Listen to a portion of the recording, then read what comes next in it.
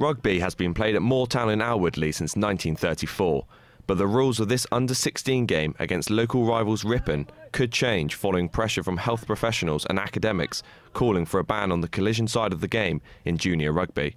More than 70 doctors and academics have written an open letter to ministers arguing that high-impact collision sport, like you see in rugby during tackling and the scrum, can have lifelong health consequences, with head injuries from the sport having been linked to an increased risk of dementia and neurodegenerative conditions such as Parkinson's disease.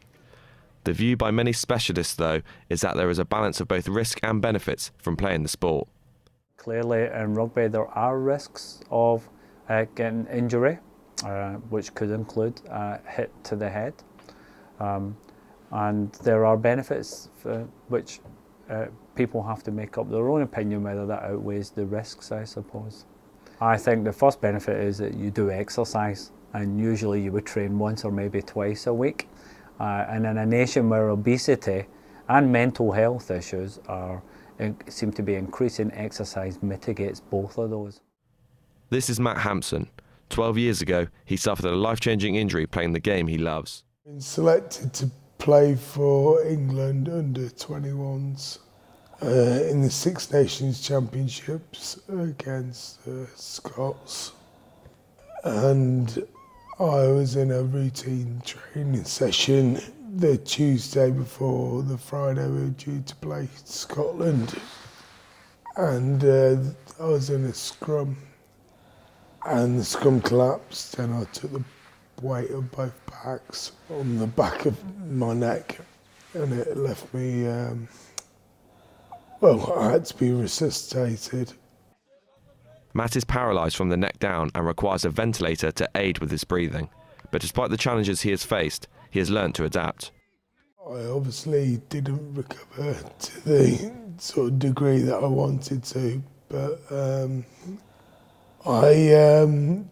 mentally, I think I got stronger by being at Stoke Mandeville, and I sort of learned to live with my injury and made the best of it.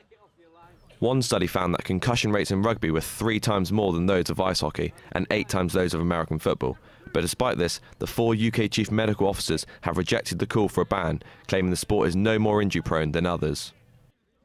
The governing body of the sport have hit back to the calls led by Professor Pollock from the University of Newcastle to ban the collision side of the game by telling us, World Rugby and its member unions take player safety and welfare very seriously and proactively pursue an evidence-based approach to reduce the risk of injury at all levels.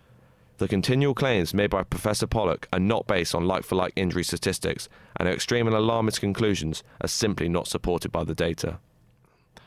In the past couple seasons, new laws have been introduced to heighten player welfare. Having been a prop, Matt believes the new laws have made the scrum much safer. It's a lot safer. The scrums, obviously, with they've lessened the hit in the scrum, and it's obviously you have to bind before you engage now, which has made it a lot safer, I feel. Although scrum injuries only make up 1/10 of the total number of injuries, they account for just under half of the serious ones in the sport. By making teams pre-bind, the University of Bath found that the compression force has reduced by 25%. By also increasing the punishment for high tackles, they hope to reduce the number of poorly timed tackles like this one. Clubs such as Moortown have been implementing them this year. In rugby union this season, the ruling is that everything has got to come underneath the armpits.